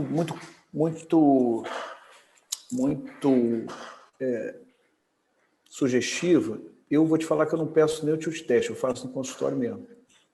Tá? No consultório mesmo, né? Monitorar assim, direitinho. A princípio, né? O único cuidado que eu tenho, assim, se eu suspeito, se o paciente eu peço para fazer em jejum. Se ele não está em jejum, eu peço para ele voltar no outro dia em jejum e eu faço. Porque às vezes eu já fiz compressão carotídeo de ter pausa de mais de 15 segundos. E aí você passa um apertinho, né? E eu realmente fico preocupado com essa questão do jejum. O Gil, especificamente, que faz os testes aqui em Cachoeiro, se o paciente ele tem uma primeira fase mais sugestiva de neurocardiogênica mesmo, desautonômica, né? Seja vasovagal, enfim. Se esse paciente tem uma primeira fase de exame normal, ele faz a compressão carotídea. O ideal é fazer a posição carotídea na posição ortostática, né? Mas não necessariamente. Mas o grande problema, às vezes, do tilt teste para ver isso é que tem muito serviço que não faz a compressão carotídea de rotina pelo risco de complicação ali, de se passar algum aperto, né? Tá.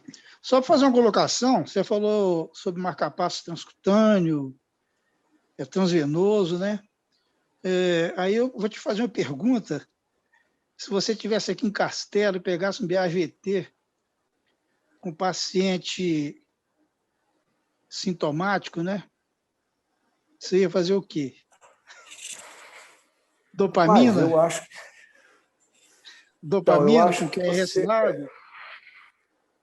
Atropina com QRS largo? É complicado, né? Fica mais complicado. Eu acho que o grande problema desses bloqueios com QRS mais largo, que são mais distais, é você dar droga que aumente a frequência sinusal e você vai piorar o bloqueio atrioventricular. Isso é igual a passar muita gente por uma porta entreaberta. Tá? Se eu tenho 20 pessoas numa sala e a porta está quebrada e passa uma por uma, os 20 conseguem sair. Se eu tenho uma porta quebrada, eu tenho 50 pessoas, todo mundo que resolve passar ao mesmo tempo, vai enguiçar, ninguém passa. Então, nesses bloqueios que são mais distais, fazer esse tipo de medicação cronotrópica positiva é complicado. Por isso que a recomendação é fazer de primeiro grau e no MOPTIS 1, que normalmente são bloqueios mais proximais. Nesses bloqueios com QRS largo, mais distais, aí, se o paciente estiver sintomático, o tratamento é marcapasso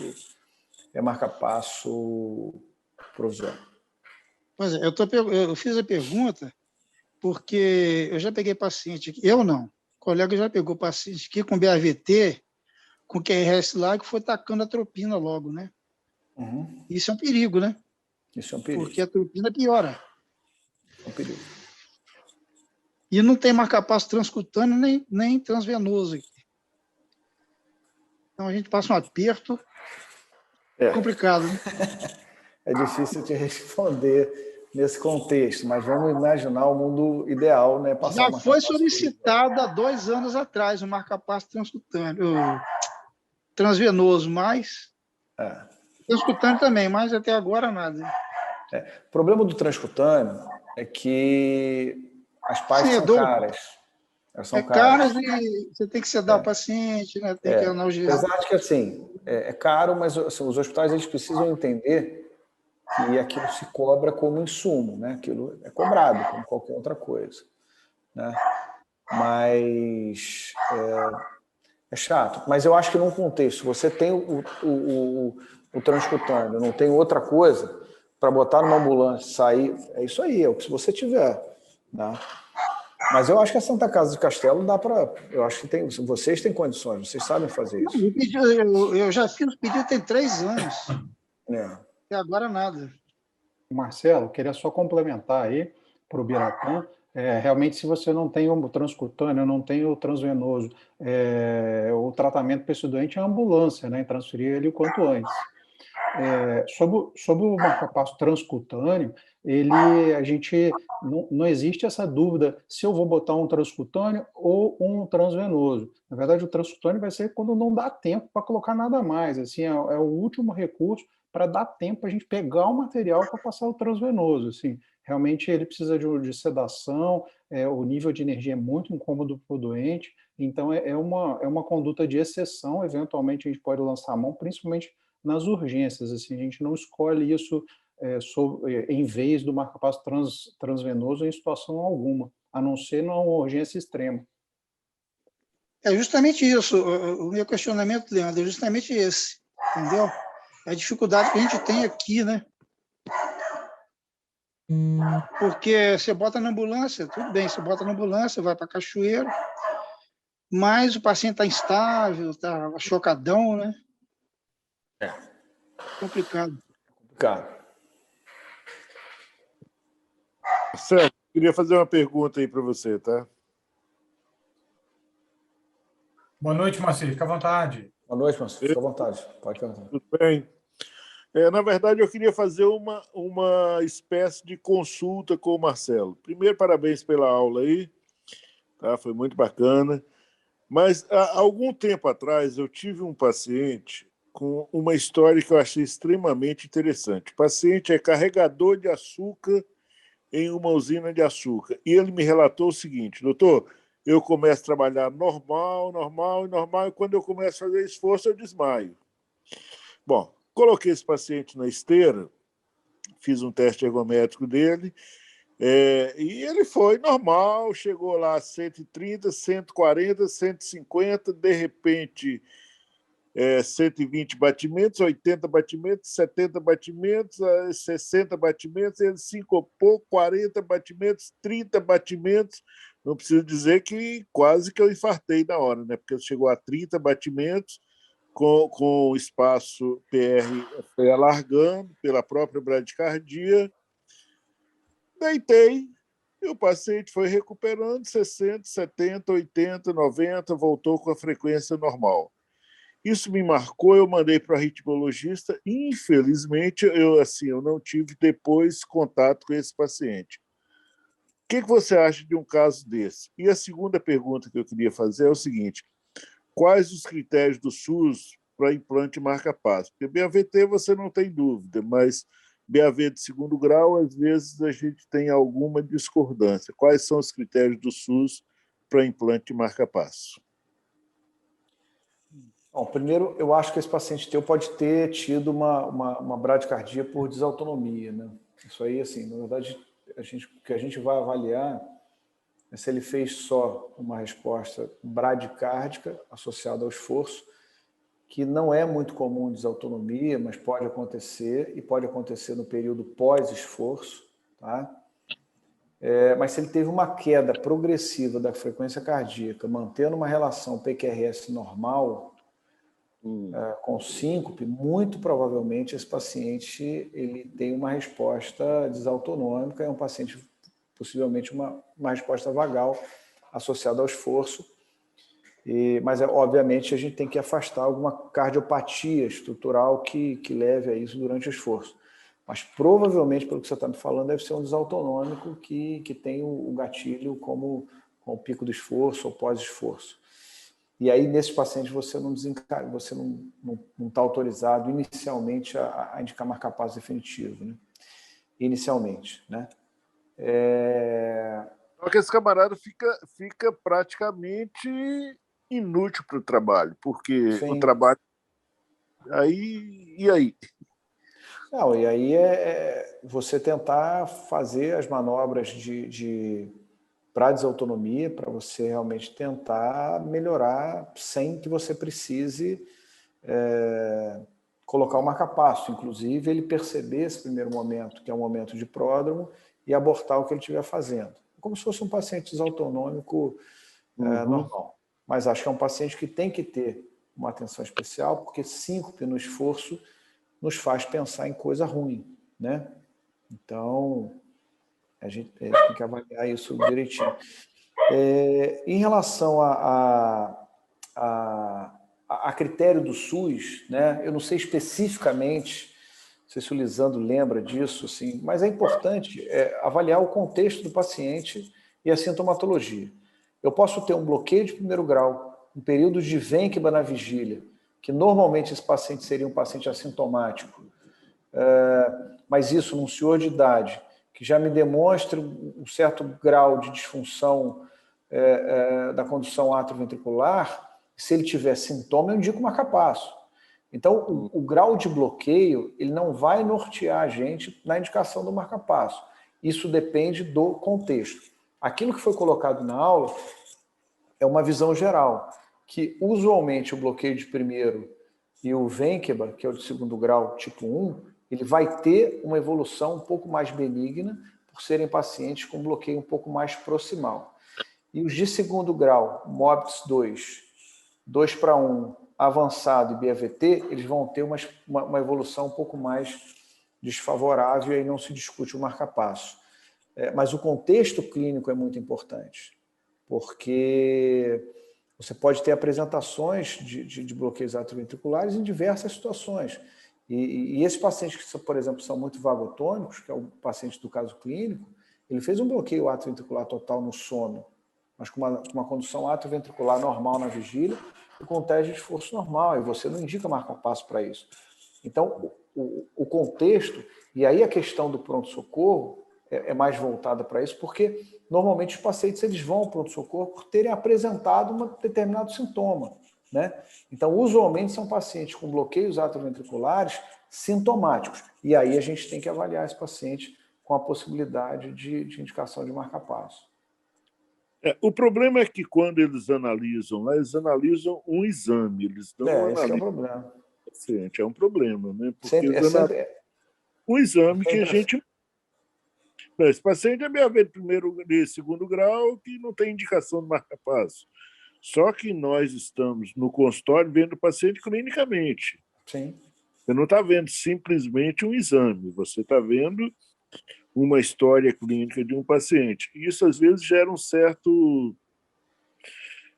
uma situação de controvérsia, porque eles não liberam o marca-passo, né? E a gente fica com o paciente tendo alguns problemas com o exame relativamente benigno, mas clinicamente nos preocupando esse paciente. Sim. Eu acho que é o contexto clínico, né? É difícil julgar isso, mas esse é o trabalho complicado, né, da auditoria médica. Isso não acontece só no SUS, não, né? Isso acontece em convênios também, né? Os pacientes não são vistos, né? Então, é uma atividade pela qual eu não tenho nenhum talento para...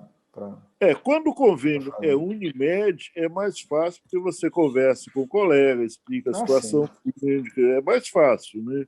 Outros convênios fica mais complicado para a gente argumentar com o colega que a gente nem tem acesso, né? Doutor Moacir, a gente teve uma piora realmente nesse aspecto do SUS, enquanto a auditoria era feita aqui no sul do estado mesmo, com o doutor Álvaro, com o doutor Magnus, essa interlocução realmente era muito fácil, a gente não tinha esse tipo de problema. Isso foi criado quando foi centralizado em Vitória a auditoria, a gente não sabe quem que olha, às vezes te manda uma resposta sem assinatura, sem carimbo, você não tem nem como argumentar nada, né? O Marcelo comentou até numa pergunta aí do Biratã sobre o tilt test para vaso vagal, é um dos motivos pelo qual eu não faço isso no consultório, assim, eu não vou, no meu consultório eu não tenho nenhum recurso de desfibrilador, nem nada disso, então eu não me sinto confortável em arriscar esse paciente ter 15 segundos de parada sinusal e eu sem aparelhagem adequada. Então acaba que eu peço o tilt test como uma forma de documentar essa necessidade, tanto para o convênio quanto para o SUS, e de qualquer maneira, assim, a documentação hoje é realmente parte importante do processo de liberação do marca-passo. Então, a gente tem que tentar ao máximo documentar esse ritmo para que isso seja liberado de maneira mais fácil. Isso aí. Valeu, obrigado pela resposta. Um abraço, você, prazer. Então, Marcelo, primeiro, parabenizar pela excelente aula, como sempre, muito didático, muito esclarecedor. Acho muito importante esse tipo de discussão, porque ajuda principalmente muito o plantonista, que não necessariamente, né, grande maioria deles não são cardiologistas. Não é pouco frequente síncope no pronto-socorro, é muito frequente, né? E também não foi poucas as vezes que a gente precisou aí recorrer a vocês da UCOM e ao Lisandro aí para ajudar a gente com os marca-passos definitivos, né? Então, assim, bastante proveitosa e agradecer mesmo. Obrigado pelas palavras, você é sempre muito gentil. Obrigado. Mais alguém? Mais alguém?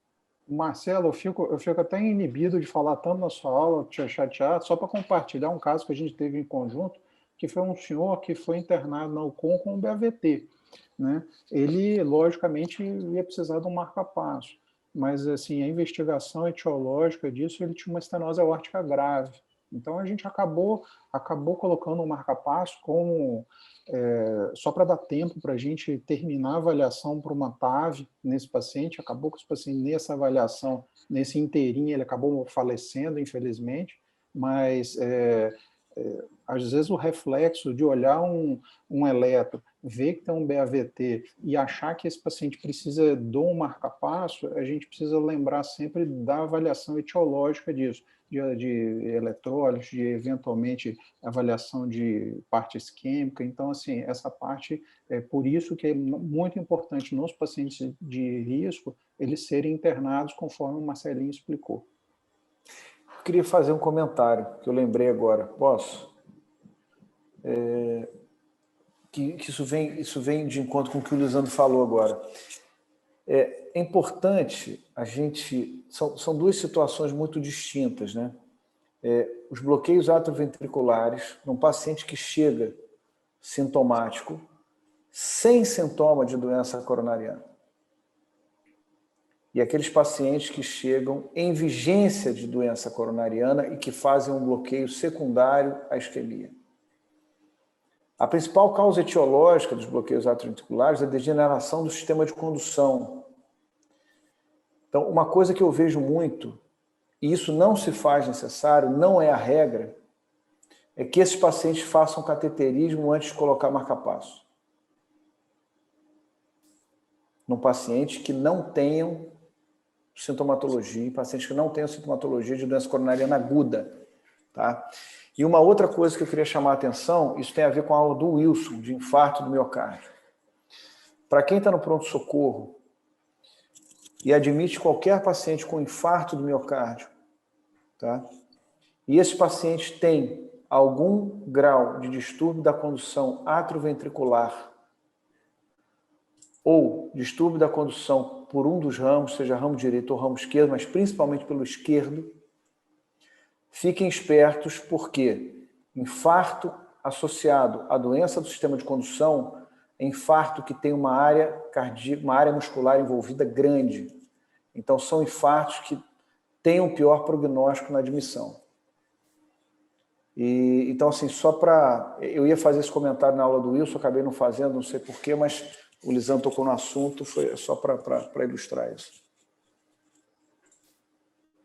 Esses infartos, que o curso com bloqueio, normalmente o bloqueio vai ser, no AV vai ser nutrido pelos primeiros ramos septais. Então, assim, pode ser um bloqueio, um infarto de ramo interventricular bem alto, ou da coronária direita também da mesma forma, assim, de infartos muito proximais, então, de área cardíaca grande. Isso aí. Eu poderia fazer uma pergunta? Claro, Fernanda. A minha pergunta é o seguinte. Estou quietinha, né? A minha pergunta é o seguinte. Por eu trabalhar no evangélico e mexer com residência, a gente tem uma demanda de síncope também grande e que, às vezes, há necessidade, o plantonista do pronto-socorro acha que tem a necessidade de internar. E, às vezes, chega igual essa senhora que você falou, 78 anos, hipertensa, diabética, e aí se compõe. A minha pergunta, como clínica, é: qual a propedêutica fazer nesse tipo de paciente? Porque se a gente for seguir a regra propedêutica de síncope, acaba saindo uma propedêutica cara, né? Então, o que a gente tem que priorizar, por exemplo, nesse paciente que chega, que é idoso, que é hipertenso, que é diabético, que a chance de ter uma coronariopatia associada é real? Então, assim, qual a propedêutica que a gente fazer, pelo menos a propedêutica mínima que a gente tem que fazer, Marcelo? Eu acho assim, o objetivo daquela pergunta foi justamente esse, quer dizer, a quem eu encaminho esse paciente? Quem é que vai ver esse paciente comigo? Primeiro de tudo, síncope não é AVC, síncope não é ataque isquêmico transitório. Síncope não precisa. Eu estou falando uma síncope sem trauma inicial grave, né? TCE grave. Né? Síncope não precisa. Síncope se entende por perda súbita da consciência, com perda de tônus postural, com recuperação espontânea. Síncope não precisa de ressonância, tomografia, eletroencefalograma, Doppler de carótida. Síncope não precisa disso. Doença de carótida não dá síncope. Doença de carótida dá AVC, ataque isquêmico transitório. Então, a história é fundamental. A história esclarece mais de 50% dos doentes. Isso é baseado em literatura médica, não sou eu que estou falando. Eu acho que, num paciente de alto risco cardiovascular, primeiro de tudo, você vai definir se esse paciente tem uma doença cardíaca estrutural ou não. Então, é um paciente que ele precisa ter um eletrocardiograma para você avaliar o sistema de condução dele, se ele tem algum grau de distúrbio atrioventricular ou algum bloqueio de ramo, isso é fundamental, porque aí você vai identificar se esse paciente é um paciente de risco para uma piora paroxística do sistema de condução e evolução para um bloqueio mais grave. Você vai avaliar se esse paciente ele tem disfunção ventricular ou alguma cardiopatia estrutural, porque aí eu vou pensar em arritmia ventricular maligna. Se eu tenho um eletroinocente, se eu tenho um eco normal com uma fração de ejeção preservada, sem área de infarto, por exemplo, aí eu vou pensar em outras causas, e a principal causa no idoso é a hipersensibilidade de ciclo carotídeo ou essas síndromes desautonômicas, e isso no diabético é muito frequente, né? Então, eu acho que a avaliação inicial é essa. Obrigada. Mais alguma pergunta, gente? Fique à vontade. Eu gostaria de, aproveitando, o Beber, eu gostaria de aproveitar a oportunidade, foge totalmente do escopo da aula, mas eu queria perguntar para o Lisandro aí como é que está a questão do TAV de liberação pelos convênios, principalmente o Unimed, que é o nosso principal convênio. Olha, doutor Moacir, assim, antes, só para complementar que o Marcelinho Maia, assim, não comentou, mas na Unimed a gente trabalha em conjunto, numa mesma equipe, assim, os marca-passos vão ser feitos por mim, tanto quanto pelo Marcelo Maia, então a gente tem, com os marca-passos, a gente tem incorporado algumas tecnologias, punção guiada por ultrassom ou por radioscopia, que diminui as incidências de complicações. A gente está se esforçando para implementar isso no serviço e tem dado certo até então, ainda bem. As TAVs, elas foram recentemente incluídas no rol da ANS, ou seja, o convênio ele é obrigado a pagar a TAV em uma situação específica, que são os pacientes de alto risco. Então, assim, o paciente eletivo, aquele paciente que não risco, tem que ser obrigatoriamente maior do que 75 anos, com o STS score acima de 8% de risco cirúrgico, para poder ser liberado. Então, esse é o primeiro estudo das TAVs, que é aquele partner 1, que seriam aqueles pacientes que a gente recusaria a cirurgia e que tem um risco proibitivo, cirúrgico proibitivo. Então, esse paciente já está autorizado.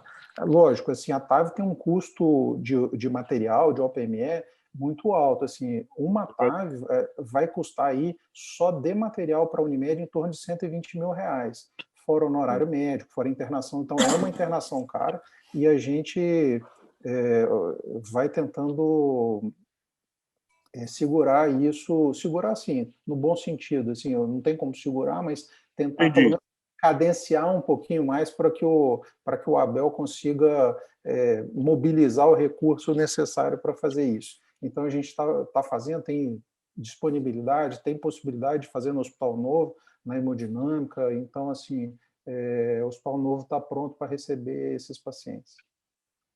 Ok. Desculpa, não falei pelo SUS, né? Do SUS ainda não está liberado, sabe, doutor Moacir? Não tem TAV pelo SUS, mas existe uma possibilidade futura de liberação, de inclusão da TAV no SUS. Quando incluir no SUS, aí a gente vai ver realmente a tecnologia deslanchar aí para todo mundo, né?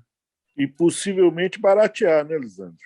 Possivelmente, porque aí realmente o público-alvo vai ser muito grande, então aí realmente a gente consegue, possivelmente o ganho de escala vai ser muito grande para os pacientes do SUS. Perfeito. Gente, devido ao adiantar da hora aqui, a gente já está um pouco adiantado, o Lisandro vai mostrar rapidamente, e vai compartilhar a tela dele, rapidamente como que a gente faz para acessar os exames lá dos nossos recursos próprios, mesmo de casa. Já está na agulha, Eliana, Lisandro? Já está assim, só um minutinho. Na verdade, eita.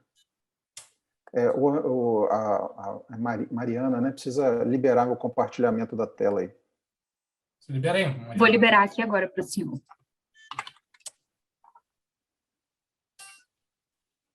Como o Marcelo Maia estava falando, assim, da vantagem da gente ter acesso aos exames no hospital, os exames antigos, no consultório a gente tem acesso aos exames, entendeu? Os que a gente pediu. Os que o paciente fez, ele pode fornecer a senha, a gente pode ver também. Tá? Deixa eu só botar aqui de maneira rápida.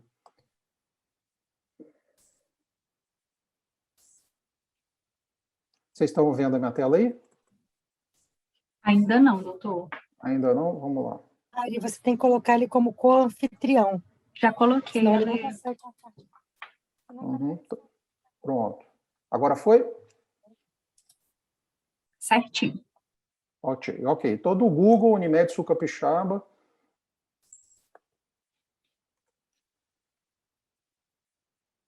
Vai me desculpar a demora do meu computador aqui, mas não vai ser tão demorado, não.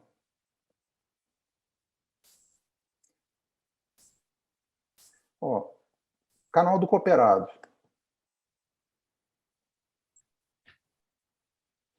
Estou indo fazendo agora junto com vocês para a gente ver que também não é fácil de fazer isso. Portal de exames.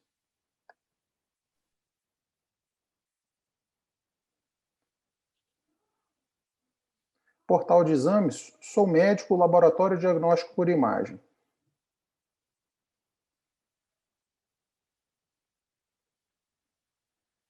Nesse portal de imagens, você vai ter que colocar o login, que é o CRM, né, e uma senha que a gente pega na casa do cooperado.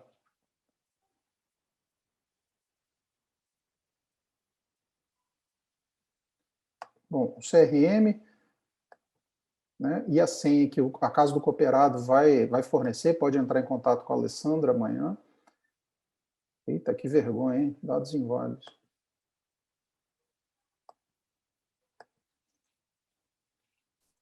Vou botar a senha aqui.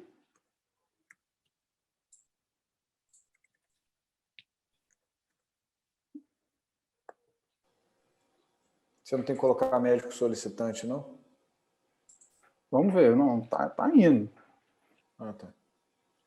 Então, ó, todos os pacientes que eu pedi aqui, ó, estão aqui nessa tela. Vamos ver, ó, o seu Jair Belon pediu um ecocardiograma, né? Ecocardiograma bidimensional. Laudo disponível. Já cliquei no laudo, eu tenho acesso ao laudo. Ecocardiograma do seu Jair. Está aqui. Tá? Laudo, derrame pericárdico mínimo, insuficiência aórtica discreta. Mas eu quero ver a imagem. Acho que o laudo não me resolve, eu quero ver a imagem. A gente tem acesso também. Isso tudo, eu estou em casa agora, não estou no hospital, né? Ou no consultório. Ó, as imagens do ecocardiograma. Eu consigo ver as medidas, cada imagem. Da tomografia é semelhante, né? Todos os exames que são feitos nos nossos recursos próprios, ou seja, se ele fez o exame em Vitória, a gente não tem como ter acesso. Se ele fez num laboratório que não é o laboratório Unimed, também a gente não tem acesso. Mas tudo que é feito no nosso recurso próprio está aqui. Então, isso, atualmente, não tem acesso a todos os pacientes, é só os pacientes que eu solicitei ou os pacientes que chegam ao meu consultório e que fornecem a senha, porque os pacientes também têm uma senha, né? E então a gente, só para mostrar que a gente tem essa funcionalidade nova e que pode ser que ajude no consultório quando a gente precisar. e que está fácil de acessar e que não toma muito tempo. Tá bom? É isso. Beber, deixa eu interromper o compartilhamento. Beleza, Obrigado, gente. é isso que eu queria falar. Obrigado, Lisandro. Obrigado, Marcelo. Obrigado, Taina. Obrigado a todos que participaram, né? Semana que vem a gente tem mais, tá bom?